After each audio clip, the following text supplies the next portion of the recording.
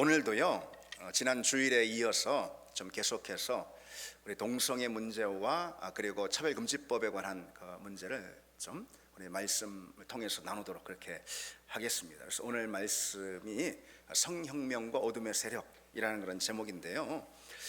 제목에서도 여러분 느낄 수 있듯이 오늘 설교가 좀 나하고 거리가 먼 것 같고 좀 딱딱하고 재미없는, 말하자면 그런 설교일까 해서요 처음부터 마음의 문을 닫지 않을까 그런 염려가 있습니다.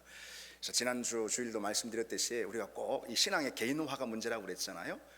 내 개인에게 주는 어떤 하나님의 손길, 터치, 음성, 하나님의 목소리, 물론 당연히 중요하죠. 그것이 우선적이고 첫 번째일 수가 있습니다. 그러나 거기에 멈춰서는 우리가 안 되잖아요. 하나님 나라의 이 넓은 시야, 그걸 가지고 또 하나님의 말씀도 우리가 상고해야 되는 것이고, 그 말씀을 삶의 자리에서도 살아내기도 해야 하는 것입니다. 그래서 오늘 이 시간에 또 지난 주일 말씀 이어서 계속해서 그에 관한 그런 주제를 좀 말씀을 나누도록 하겠습니다. 여러분, 안타깝게도 많은 그리스도인들이 이 시대 창궐하고 있는 동성애 문제와 차별금지법의 이 엄청난 해악에 대해서 잘 모르고 있습니다. 그저 간과하고 있어요. 그러면서 이렇게 생각합니다. 동성애야 물론 잘못된 것이지만 교회에서 너무 동성애자들을 죄인 취급하고 있는 거 아닌가, 그렇게요. 그러나 지금 이제 교회에서 동성애 문제에 이토록 주목하면서 차별금지법을 반대하는 이유는 동성애자들을 정죄하기 위함이 아닙니다. 주님께서 나는 의인을 부르러 온 것이 아니라 죄인을 부르러 왔다, 그렇게 말씀하셨잖아요. 그래서 동성애자들 뿐 아니라 우리 모두가 주님 앞에서 다 죄인인 것이죠. 따라서 우리는 동성애자뿐 아니라 세상의 모든 죄인들, 그들을 향한 긍휼의 마음이 우리에게 있고 긍휼의 마음으로 우리가 그들을 품어야 합니다. 한편 우리는요 동성애 문제에 있어서 이런 점도 좀 편견 없이 우리가 살펴볼 줄 알아야 하겠죠. 예를 들어서 선천적으로 동성애 편향성을 타고난 그런 사람들도 있다. 선천적으로 그런 것이 이제 세간에 어떤 보도되고 있는 그런 연구, 또 그런 보고도 있습니다. 그런 점들에 대해서 우리가 편견 없이 좀 들여다볼 필요도 있겠죠. 그리고 동성애 문제가 기독교 진영의 어떤 가장 큰 이슈, 그래서 모든 이슈를 다 빨아들이는 블랙홀 같은 이 가장 큰 이슈가 돼가지고선요 차별금지법 반대 운동만 펼치는, 그렇게 되면은 기독교 진영이 그렇게 되면은 사람들에게 그리스도인을 오로지 동성애 극렬 반대론자처럼 그렇게 이미지가 되지 않겠습니까? 그런 점에 있어서도 우리가 좀 신중을 기할 필요가 있겠죠. 그러나 여러분, 그럼에도 불구하고 이 오늘날 동성애 운동 있죠. 동성애는 고대시대부터 있었어요. 그런데 특별히 오늘날 이 동성애 운동은 전혀 다른 양상임을 여러분들이 좀 알아둘 필요가 있습니다. 일부 사람들은 말합니다. 동성애가 문제이긴 하지만 그보다 사랑을 실천하지 않는 그리스도인의 모습, 그거 역시 똑같은 문제다. 한국교회는 왜 사랑하지 않는 자기 모습에 대해서 자성하지는 않고 동성애에 대해서 이렇게 유독 비난의 날을 세우고 있냐. 지금 동성애가 문제라고 비판하기 전에 교회가 사랑을 보여줘야 한다. 100% 틀린 말은 아니에요. 그게. 그렇지만은 그런 태도는요 동성애와 그것이 이끄는 죄의 문화를 상당히 순진무구하게, 나이브하다 이렇게 말하잖아요. 상당히 순진하게 보는, 그리고 안일하게 보는 그런 태도입니다. 이 사실을 우리가 알아야 합니다. 사랑도 여러분 진리 안에서 실천할 때 그게 진짜 사랑이 되는 거예요. 아멘. 진리 안에서 실천된 사랑이 진짜 사랑. 다시 말해 사랑은요 살려야 되거든요. 사랑하는데 죽어, 그건 사랑 아니죠. 그 사랑 더 해서는 안 되지. 사랑하면 할수록 사랑받는 대상이 살아나야 하는 거예요. 사랑하는 자기 자신뿐만 아니라. 근데 이 살아나게 하는 사랑은요 다른 사랑이 아니에요. 진리 안에서 실천하는 사랑만이 살리는 사랑, 살아나게 하는 그런 사랑이 될 수 있습니다. 베드로전서 1장에 너희가 진리를 순종함으로 너희 영혼을 깨끗하게 하여 거짓이 없이 형제를 사랑하기에 이르렀으니 마음으로 뜨겁게 서로 사랑하라. 너희가 비로소 그리스도 진리 안에 거하게 되었으니 이제는 마음으로 뜨겁게 사랑하라. 그렇게 말씀하고 있는 거예요. 진리 안에서 행하는 사랑만이 진짜 사랑이다, 이런 뜻이에요. 진리를 따르고 그것을 가르치고 나누는 그 자체가 실은 사랑의 가장 중요한 일입니다. 다시 말해서 여러분, 이 사랑이라는 것은요, 행위의 문제이기 전에 어떤 문제예요? 무엇의 문제입니까? 진리의 문제예요. 사랑은요, 행위의 문제 또는 뭐 감정과 태도의 문제이기 전에 진리의 문제라니까요. 진리를 알 때 비로소 우리는 사랑할 준비를 맞춘 겁니다. 나아가 진리를 나누는 삶, 그 자체가 곧 사랑인 거예요. 물론 여기서 진리는 하나님의 말씀을 의미하는 거겠죠. 그런데 이 차별금지법이 통과된 세상은 바로 그 진리가 위협을 받고 공격을 받는 그런 세상이라는 거예요. 더 이상 사랑할 수가 없는 세상이 되는 거예요. 참된 사랑, 진짜 사랑, 그리스도께서 보여주신 그 사랑을 우리가 할 수 없게 되는 그런 세상이 된다는 거예요. 동성애 문제를 결코 가볍게 볼 수 없는 이유가 바로 거기에 있습니다. 여러분, 동성애 문제가 왜 이렇게 심각한 줄 아십니까? 다른 죄도 많지 않냐? 그런데 기독교는 왜 유독 동성애에 대해서 그렇게 심기를 불편해하고 예민하게 반응하냐? 다른 많은 죄들, 너희들도 말이지 거짓말 하잖아. 사기치고 비방하고 정죄하고 차별하고 사랑 없는 그런 모든 태도와 행위도 심각한 죄인데 왜 교회는 유독 동성애를 이렇게 더욱 경계하느냐? 이런 질문들을 하는 경우가 많이, 심지어 기독교 진영 안에서도 믿는다고 하는 사람들조차도 말이지, 일부 목사들조차도 뭐 그런 질문을 한다 이 말이죠. 우선 질문 자체가 틀렸어요. 질문 자체가. 교회는 다른 죄들도 심각하게 다룹니다. 뭐 다른 죄는 심각하게 안 다룹니까? 다른 죄도 심각하게 다뤄요, 교회는. 그럼 동성애가 다른 죄와 구별되는 이유가 뭘까요? 다른 죄들은 그것이 죄임을 인정해요. 제가 그것은 이전에 강단에서 말씀드린 바 있어요. 다른 죄는요, 그게 죄인 줄 인정해요. 거짓말하고 거짓말이 죄가 아니다 라고 뻔뻔스럽게 우기는 사람 없어요.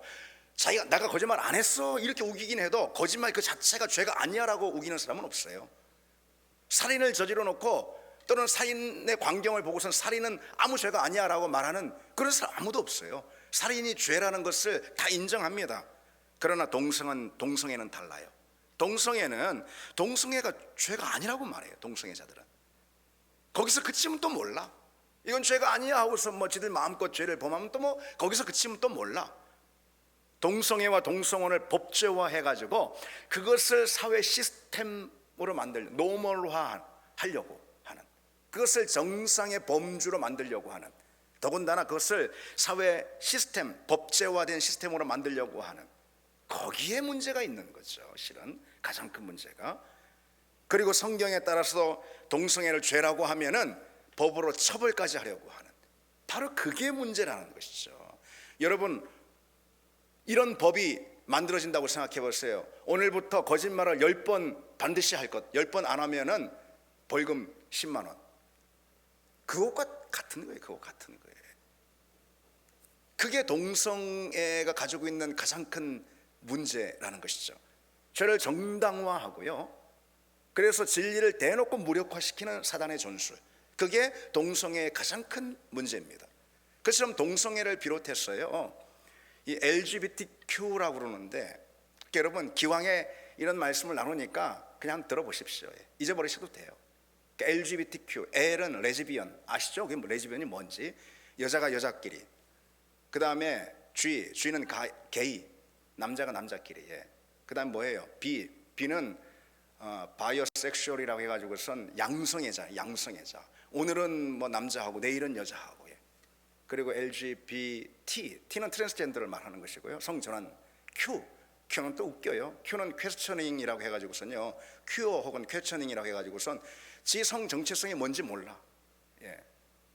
그걸 말하는 거거든요. LGBTQ라고 그래요. 그것을. 그 동성애를 비롯해서 LGBTQ를 법제화하는 차별금지법이 LGBTQ를 법제화하려고 하는 거거든요. 그래서 사회 시스템화 하는 거예요. 그게. 그런 세상이 될 때 어떤 세상이 과연 올까? 제가 지난 주일날도 몇 가지로 좀 소개를 해드렸습니다. 너무 관심이 없고 또 모르니까 제가 좀 말씀을 드렸어요. 그것이 뭐 극단적인 예가 아니에요. 일상화된 서구 차별금지법이 통과된 서구의 예라는 거예요. 그게 미국에서는 동성애 부부에게 입양을 거부한 한 기독교 입양단체, 기독교 입양단체인데 동성애자들이 입양을 요구하니까 그걸 거부했다 이 말이에요. 성경의 정신에 따라서. 그러자 주 정부로부터 입양 기관의 이 지위를 취소당했습니다. 그 법적인 지위를 취소당했어요. 캐나다의 한 고등학교에서는요, 트랜스젠더 정책에 반대한다는 이유로 어떤 학생, 그 학생을 무기징역 시켜버렸습니다. 미국 LA의 한 사우나에서는 여탕에서 한 남자가 알몸으로다가 나는 트랜스젠더다 하고 이렇게 소동을 벌이고 있는, 난리를 치고 있는데 그를 향해서 어떤 제재도 그리고 어떤 처벌도 할 수가 없었습니다. 미국의 텍사스주의 달라스 법원은요, 7살 된 아들의 성전환을 반대하는 그 아버지의 양육권을 박탈해 버렸습니다. 스웨덴에서는요, 엄마 아빠라는 단어 대신 부모 1, 페어런트 1, 페어런트 2 뭐 이렇게 부르도록 권고하고 있습니다. 그게 권고사항이에요 지금. 그러나 나중에는 그게 강제사항이 될 수도 있어요. 핀란드에서는 자신의 법적 성별을 쉽게 마음대로 바꿀 수가 있습니다. 18세 이상의 성인은 자신의 선택으로만도, 그저 선택으로만, 어떤 뭐 성전환 수술 이런 필요 없어요. 선택으로만도 법적인 성별을 얼마든지 바꿀 수가 있습니다. 그에 따라서 핀란드 정부는 그게 뭐 악용될까봐 이 성별 전환 요청을 연 1회에 하나도록 그렇게 규정했습니다. 2024년에는 남자인데 25년에는 여자, 그 다음에 남자, 그 다음에 뭐 다른 성, 뭐 마음대로 바꿀 수 있게 법제화했다는 거죠. 캐나다의 교회들은요, 캐나다에 있는 교회 성도들 간에 더 이상 남성, 여성이라는 호칭을 못 쓰게 만들었어요. 그렇게 권고사항이 권고 아직은. 형제님, 자매님, 우리 뭐 가사도 싹 다 바꿔야 돼. 찬양 가사도. 그렇게 만들었다는 거죠. 충격적인 것은 하나님을 더 이상 아버지라고 부르는 것조차도 금지하는 그런 권고사항이 주어져. 나중에는 그게 더 강화될 수가 있겠죠. 막 가는 거죠. 뭐. 세상 말로 막 가는 거지 뭐. 죽으려면 뭘 못하겠어요. 그렇죠? 하나님 앞에서. 지금은 바야흐로 하나님을 아버지라고 부르는 기독교 신앙마저도 도전을 받고 있는 그런 참으로 희한하고 참담한 세상을 앞두고 있습니다.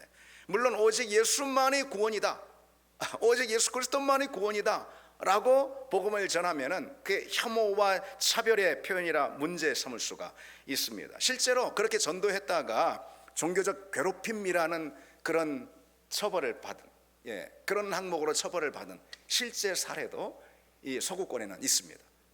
또한 차별금지법에는요, 이 건물마다 여러분 이 화장실 다 있어야 되잖아요. 그런데 뭐 공공건물이나 아니면은 뭐 집합건물이나 이런 것들에, 교회는 집합건물이에요. 이런데 이 상업시설 이런 데 있잖아요.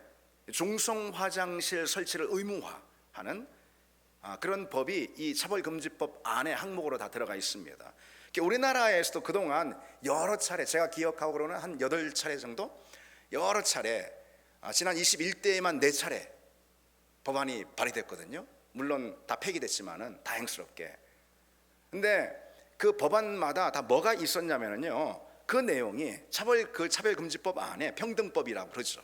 상업시설과 공공시설의 차별적인 요소를 없애는 그런 내용이 다 포함되어 있었습니다. 그러면은 보통 중성 화장실 설치는 의무화되는 반면에 남자 화장실과 여자 화장실은 그것은 선택사항으로 이렇게 권고되는 경우가 많이 있습니다.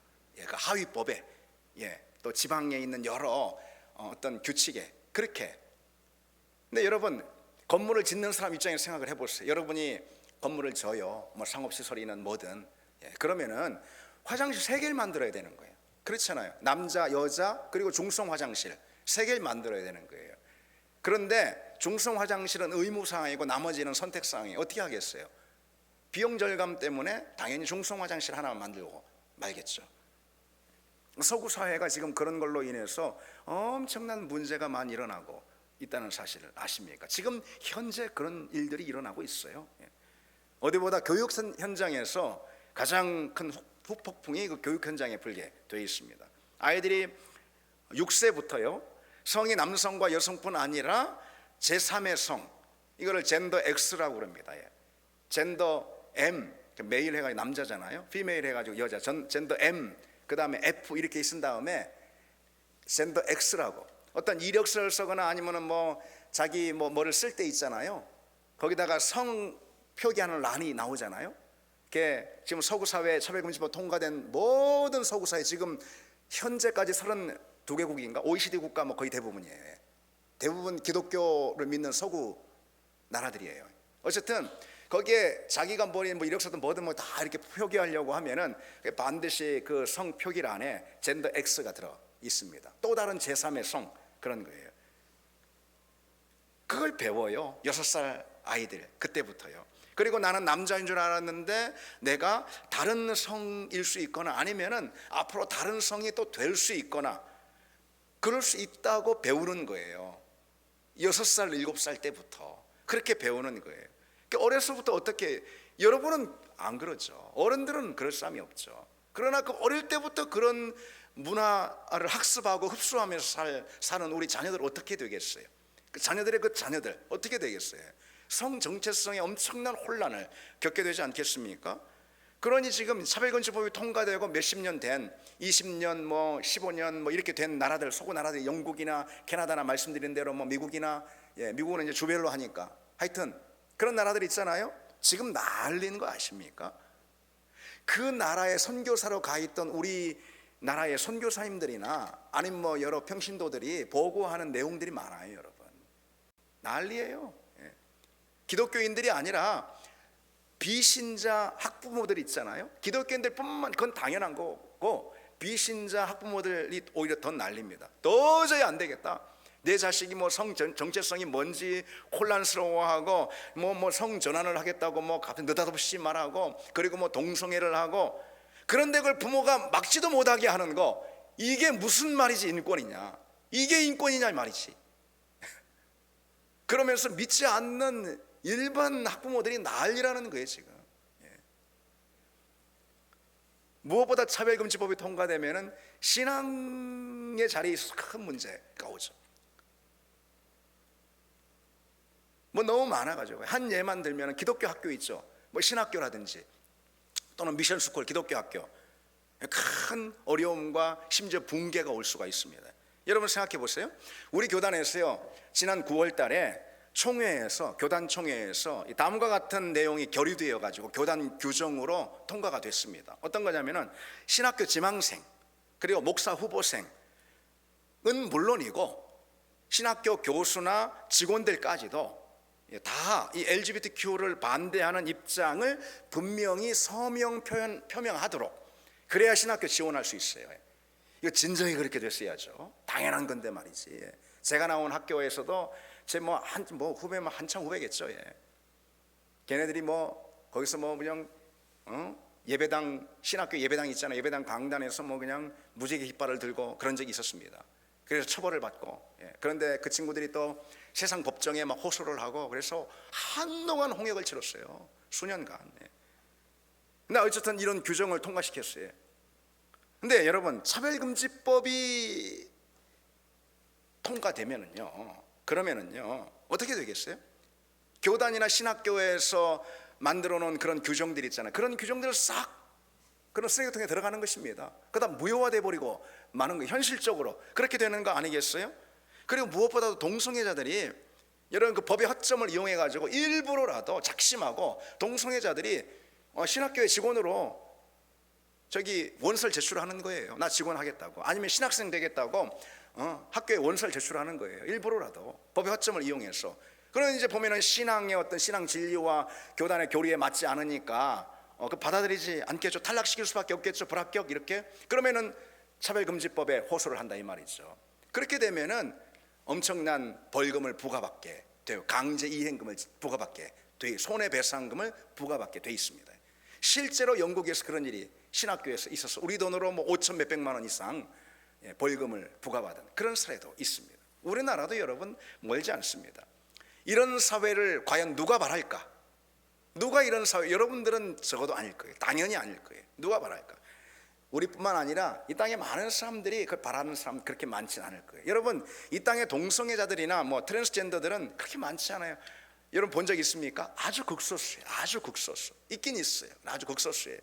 그리고 그들은 지금도 얼마든지 뭐 차별을 받지 않고 자기들이 하고 싶은 짓을 다 하고 살고 있어요. 동성애자라고 뭐 해가지고선 얼마나 뭐 차별을 받아요? 뭐 감옥 갑니까? 트랜스젠더라고 처벌받는 세상 아니잖아요. 그러면 왜 이처럼 우리나라뿐 아니라 전 세계적으로 이 차별금지법 혹은 이 평등법을 시도하고 있는 걸까요? 이것을 만들기 위해 시도하고 있는 거예요. 왜 그런 걸까요? 지금도 충분히 그들은 얼마든지 자기 행위나 자기 태도에 대해서 보장받고 있음에도 불구하고, 법으로 보자면은 제가 전문가들 글을 보니까 민법이나 형법에, 우리나라에 있는 민법이나 형법에 따라서 충분히 그들이 차별받지 않고 보장을 받을 수 있다라는 거예요. 장애인 차별하면 안 되듯이 말이죠. 그럴 수 있다는 거예요. 그런데 왜 굳이 구태여 이 차별금지법을 통과시키려 하고 있는가? 여러분, 이 중요한 사실을 알아야 됩니다. 여기서부터 여러분 잘 들으시기 바랍니다. 오늘 저 설교 제목과 관련이 잘 들으시기 바랍니다. 동성애 문제는요, 소위 문화 막시즘의 선두주자로 서 있습니다. 그 사실을 기억해야 합니다. 문화 막시즘이라는 것은요, 그냥 아주 간단하게 요약하면은 사상과 문화를 통해서 성경적인 가치관의 전복을 시도하는 여러 사회 현상들을 일컫는 거예요.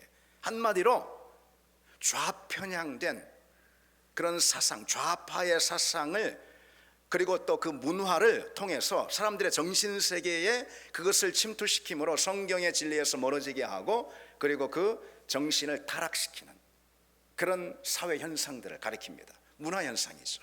그런데 이 좌편향된 사상은요, 기본적으로 진화론과 유물론에 기초하고 있습니다. 이것은 사실 더 따로 말씀을 드려야 되는데 이렇게 그냥 요약하겠습니다. 어쨌든 좌편향된 이런 사상들은 기본적으로 진화론과 유물론에 기초해 있습니다. 따라서 어떻게 했어요, 여러분? 좌편향된 그런 사상들, 그런 것들이 기독교 신앙에 대해서 어떻게 했어요? 기독교 신앙에 대해서 본질적으로 적대적인 거예요. 왜? 유물론과 진화론에 기초해 있으니까. 그래서 그런 문화 막시즘이 정치, 사회, 교육, 언론계에 지금 다 침투해 있습니다. 그들은 그것을 가리켜서 소위 진지전이라고 일컫습니다. 더욱이 오늘날 이 동성애는요, 항상 정치 이념과 함께 주장되곤 합니다. 그냥 동성애라고 인권 이렇게 하지 않고 정치 이념과 함께, 그 정치 이념과 문화 사상에 편성해서 그것과 함께 정치적으로 주장되곤 합니다. 뭐가요? 동성애가. 우리는 마귀가, 우리 이전에 요한계시록 강해를 통해서도 우리가 배웠지만은 다 잊어버리셨겠지만은, 이 마귀가요, 정치 문화적인 도구를 통해서 세상을 얼마나 미혹하고 우리 믿음의 장애물을 놓고 있는지 우리가 그것을 잊지 말아야 합니다. 그걸 볼 수 있어야, 그런 시야가 우리에게 있어야 되네. 영적인 시야가. 사단은 지금 정치와 문화라는 용병을 동원해서요, 교회를 공격하는 그런 전쟁을 수행하는데, 그 전쟁터, 가장 치열한 전쟁터가 바로 어디입니까? 동성애라는 전장인 거예요. 동성애라는 전쟁터인 거예요. 그걸 여러분 아셔야 합니다. 동성애 문제를 그냥 순진하게 생각해서는 안 되는 거예요. 어떤 성적인 타락, 순진하게 그렇게 생각해서는 안 되는 것입니다. 이 가브리엘 쿠비라는 독일의 아주 유명한 사회과학자가 있습니다. 이 가브리엘 쿠비가 글로벌 성혁명이라는 아주 중요한 책을 내놨습니다. 이 책은 18개 언어로, 물론 우리나라 말로도 18개 언어로 번역이 됐습니다. 그만큼 중요하게 아주 가치 있게 다뤄준 그런 책이에요. 이 책에서 가브리엘 쿠비는요, 오늘날 동성애와 차별금지법의 쓰나미를 오늘날 동성애와 차별금지법의 쓰나미는 다른 게 아니고 글로벌 성혁명의 결과물이다, 이렇게 우리에게 가르쳐주고 있습니다. 차차 말씀드리겠습니다. 여러분, 성경은요, 성을 어느 울타리 안에 두고 있을까요? 당연히 결혼이라는, 결혼과 가정 또 부부라는 그 울타리 안에 성경은 성을 놓고 있습니다. 예. 사람들은 대다수 성경의 바로 그 규범, 성을 결혼과 부부, 가정이라는 울타리 안에 두고 있는 성경의 바로 그 규범, 그것을 사실 오늘까지 대다수 사람들은 사회 규범으로 여겼어요. 일탈하는 사례는 많이 있었지. 그러나 그것을 그래도 사회 규범으로 받아들였단 말이죠. 그랬죠, 여러분? 그렇습니다. 그로 인해서 뭐가 지켜졌어요? 결혼과 가정이 지켜졌다는 거예요, 사회에서. 그러나 성경의 이 규범이 무너지고 결혼과 가족에 대한 의식이 해체되고 있는데, 그걸 가리켜 이른바 성혁명이라고 말하는 거예요. 성혁명, 부정적인 의미에서 혁명을 말하는 것이죠. 가브리엘 쿠비는 이렇게 말합니다. 인류 역사상 단 한 번도 성별의 정체성을 파괴하거나 성윤리 기준을 파괴하는 것을, 이 대목이 중요해요, 목적으로 하는 이데올로기는 없었다. 이데올로기는 이념이나 사상을 말하는 거잖아요. 그런 건 단 한 번도 인류 역사상 없었다는 거예요. 성 정체성이나 아니면 성윤리 기준을 파괴하는 것을 목적으로 하는 그런 이데올로기는 인류 역사상 단 한 번도 없었다. 그런데 이것을 주장하는 현대 이데올로기가 있는데, 이를 가리켜 성주류화, 젠더 메인스트리밍이라고 그러는데요. 성주류화라 한다, 그렇게 해요. 그러면 성주류화는 어디서부터 시작이 되었을까? 그와 같은 성혁명, 성주류화 어디서부터 시작이 되었을까? 가브리엘 쿠비는 계속해서 이렇게 말합니다. 모든 성혁명과 젠더 이데올로기는 공산주의 이론과 이념의 기초를 두고 있다. 깜짝 놀랄 만한 일이죠. 공산주의 이념은 실제로 모든 성 이념에 영향을 주었다. 그렇습니다. 여러분, 이 대목에 우리가 주목해야 합니다. 여러분, 조금 딱딱해도 잘 따라오시기 바랍니다. 우리 성도들은 뭐 딱딱한 설교를 잘 들으셔. 근데 왜냐하면 제가 그냥 워낙 딱딱한 설교를 맨날 하기 때문에 뭐 잘 들으시면 돼. 걱정할 필요가 없어. 여러분, 동성애 언제부터 있었어요? 19세기부터? 뭐 20세기 포스트 모던 막 넘어오니까? 아니에요. 언제부터 있었습니까?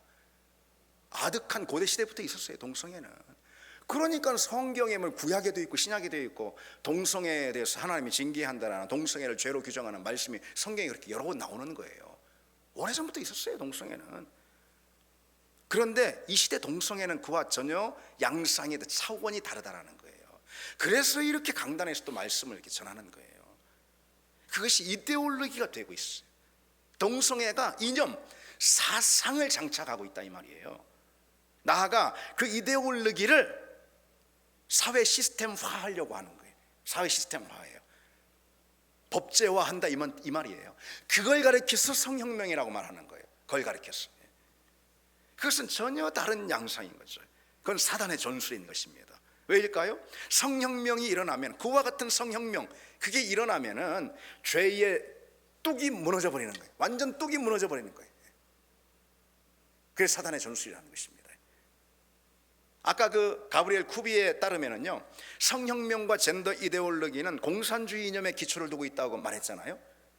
이 사람이 사회과학자인데 그냥 뭐 이런 말을 그냥 떠들까요? 아니에요.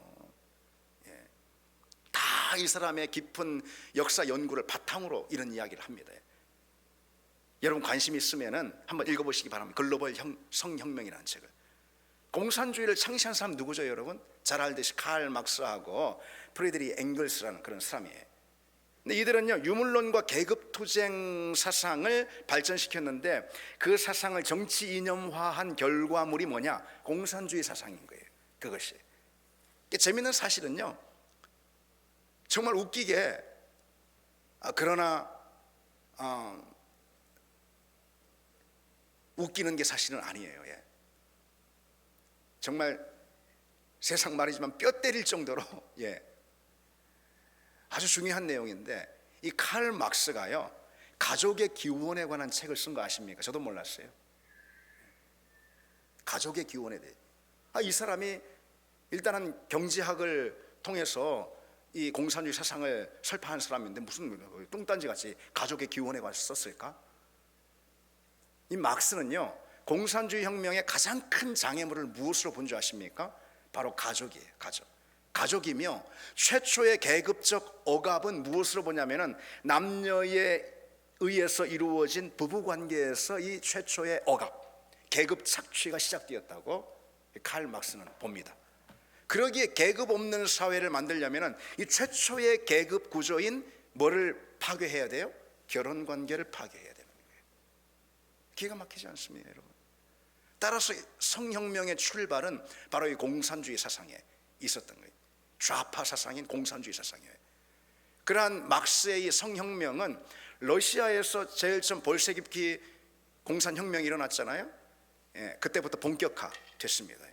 그래서 러시아는 물론 이것이 결국은 실패하게 되는데요, 러시아는 한때 결혼과 가족을 완전히 파괴하는 그런 프로그램을 실제로 만들었습니다. 사회 프로그램을. 모든 종류의 성행위와 동성애를 다 허용했습니다. 자유라는 그런 이름으로, 평등이라는 이름으로. 그래서일까요? 참 재밌는 사실이, 여러분 퀴어 축제를 가보셨습니까? 물론 안 가보셨을 거예요.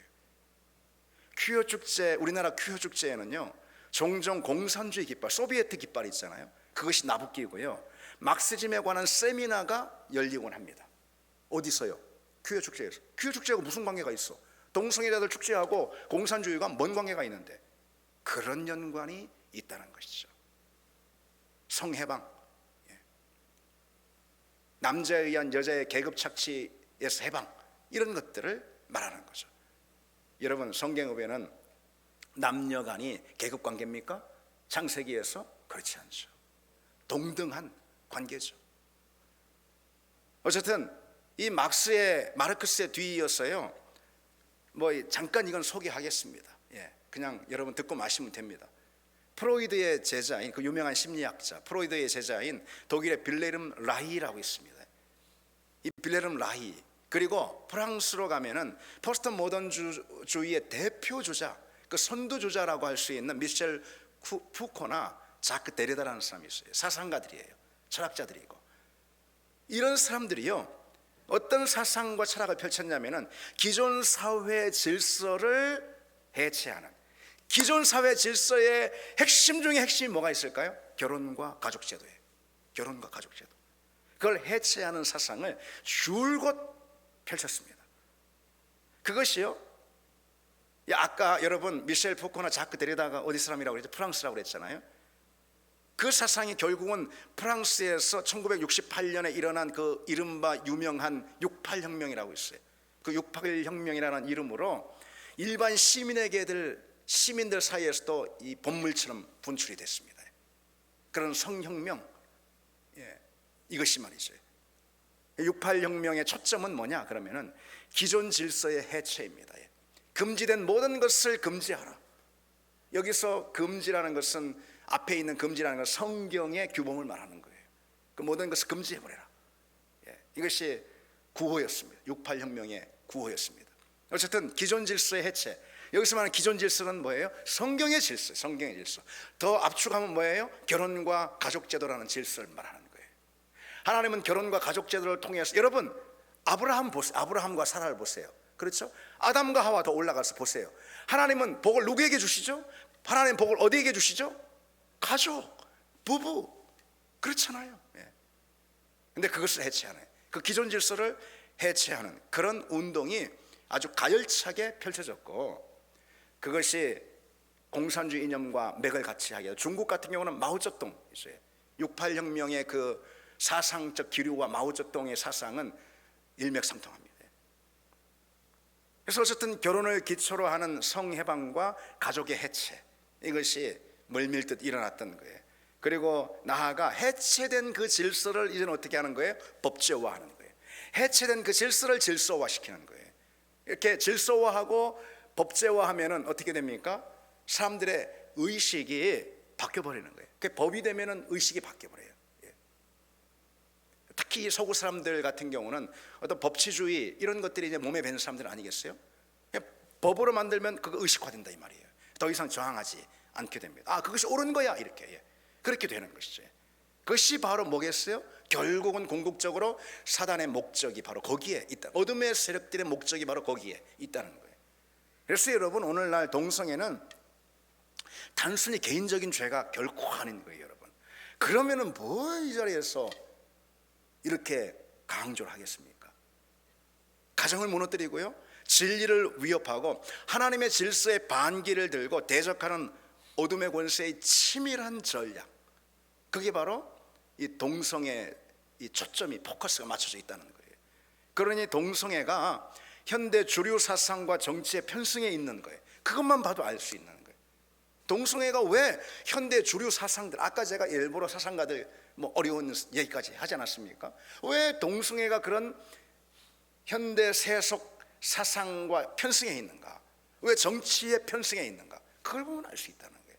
사단의 치밀한 전략인 것입니다. 기존 질서를 해체하는, 여기서 말하는 기존 질서는 성경의 질서를 말하는 거예요. 그래서 여러분, 이 동성애와 차별금지법 문제는요, 우리 그리스도인들이 치러야 하는 가장 중요한 영적 전투의 현장이라는 것이죠. 여러분 아시겠습니까? 우리 그리스도인들이 지금 오늘날 마주하고 있는 가장 중요한 전선 있죠, 영적인 전선, 그게 바로 이 차별금지법이라는 사실을 우리 잊지 마셔야 합니다. 오늘 로마서를 좀 보십시오. 오늘 본문은 어떤 거냐면 전체적으로, 전반적으로 타락한 인간이 처한 죄의 상태를 말하고 있어요.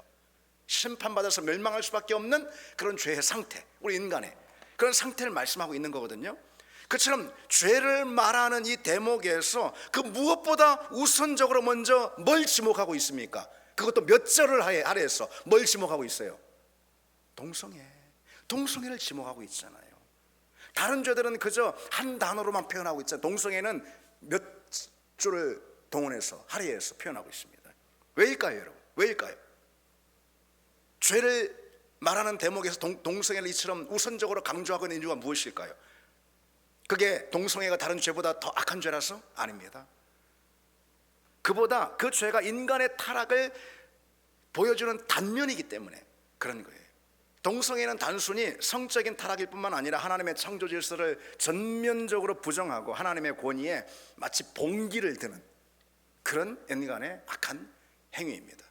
그래서 여러분, 이 악하고 어두운 이 세상, 이 사단의 권세와 우리가 싸워야 한다는 거죠. 하나님이 오늘 우리에게 부르시는 부르심의 가장 어쩌면 중요한 자리일 수가 있습니다. 수많은 영혼들을 위해서 우리 싸워야 합니다. 이 차별금지법이 통과된 많은 나라들, 여러분 뭐 서구 나라들, 제가 지난주 말씀드렸잖아요. 영국은 그 예배 출석률이 1%밖에 안 된다고. 뭐 다른 나라도 다 마찬가지인 거예요. 수많은 영혼들이 바로 이 일로 인해서 다 사단의 세력에 넘어가 버렸단 말이죠. 그러지 않기 위해서, 그리고 하나님이 우리에게 주신 선물, 가장 중요한 선물인 이 교회와 진리를 지키기 위해서 우리는 서야 합니다. 말씀드린 대로 우리 교단은요, 지난 총회에서, 9월 총회에서 차별금지법 제정 반대 집회인 이른바 1027 10월 27일 1027 이 집회에 다 우리 온 성도들이 참여하기로 결의를 했습니다. 그래서 지금 준비를 하고 있어요. 1027 집회가 정말 중요한 이유를 제가 쭉 말씀을 드렸습니다. 여러분 그 위해서 기도하시기 바랍니다. 기도해 주시기 바랍니다. 여러분 여러분 자녀를 위해서 그러는 거예요. 기도하시기 바랍니다. 지금 정치권이나 사법부에서는요, 일부 기독교인이 반대한다고 오판을, 일부 무슨 아주 그냥 고리타분한 그냥 어떤 그런 골수 깡보수 일부 기독교인들, 그런 기독교인들이 말이지, 이 차별금지법을 반대한다, 이 좋은 걸 반대한다, 네, 그렇게 호도하고 있습니다. 그러나 그렇지 않아요, 여러분. 그렇지 않습니다. 한국교회 모든 성도들, 실은 모든 성도들이 다 반대하고 이걸 막아서고 있다라는 그 사실을 우리는 보여줘야 되는 거예요. 말할 땐 말해야 되는 것이고, 말해야 되는 것이고, 외칠 땐 외쳐야 되는 거 아니겠어요? 여러분 사무엘상에 보면은 골리앗이 이스라엘 진영에 나와가지고 막 그냥 고래고래 소리를 지르면서 뭐 이스라엘의 하나님이 어딨냐, 뭐 너희 하나님 여호와가 어딨냐 뭐 하면서 막 고래고래 소리면 하나님은 막 모욕하잖아요. 그렇잖아요. 하나님 막 모욕하잖아요. 그런데 이스라엘 진영에서 다 어때요? 거기서 뭐 한 사람이라도 나서는 사람 없어. 다 두려워 떨어가지고 막 잠잠해. 골리앗이 그렇게 막 그냥 하나님을 대놓고 모욕하고 있는데 아무도 나서는 사람이 없어요. 두려워서 아무 나서는 사람이 없어. 그러니까 어린 다윗이 분기탱천 물맷돌을 들고 일어난 거 아니겠습니까? 어찌 네가 할례도 받지 않은 네가 말이지 이스라엘의 하나님을 모욕하느냐. 이스라엘 군대 하나님을 네가 어찌 모욕할 수 있느냐, 그런 거 아니겠습니까? 오늘 이 시간에도, 이 시대에도 하나님이 그와 같은 다윗을 찾고 계신 줄 믿습니다. 여러분, 우리가 무엇을 하든 어떤 것을 하든 이제 제가 우리 목자들과 또 리더들과 좀 상의를 해보려고, 의논을 해보려고 우리 돌아오는 주에 이 12.7 집회에 대해서 우리는 뭐 어떤 식으로 좀 참여를 할 수 있을까? 다 같이 갈 것인지, 아니 자유롭게 참여할 것인지, 아니면은 뭐 기도만 할 것인지, 아니면 헌금만 할 것인지, 뭐 하여튼 뭘 할 것인지 우리 리더들과 좀 의논을 해보려고 그래요. 그러나 뭐 어떤 식으로 참여를 하든 어쨌든 여러분들이 깨어서, 이 점에 있어서는 깨어서 우리 중 누구라도 골리앗 앞에 잠잠한 그 이스라엘 어떤 군사 백성들이 돼서는 안 된다는 것. 다윗처럼 일어나서 하나님 부르심 앞에 하나님의 말씀, 하나님의 진리를 당당하게 증거하고, 그렇게 함으로써 뭐 우리가 새를 보여주는 게 아니에요. 기독교 이렇게 많이 모였어, 뭐 그거 뭐 한답니까? 누가 그거 한답니까? 그런 게 아니에요. 그거를 함으로써 이 거대한 죄의 파도를 그래도 막아내는 방파제 역할을 우리가 조금이라도 할 수 있는 것이고, 그것을 통해서 수많은 많은 영혼들, 우리 자녀들의 영혼을 우리가 건져내는 거라는 것이죠. 여러분, 이 점을 기억하시고 이 일을 위해서 여러분도 기도하시는 우리 교회가 되기를 바랍니다. 우리 같이 찬양 드리겠습니다.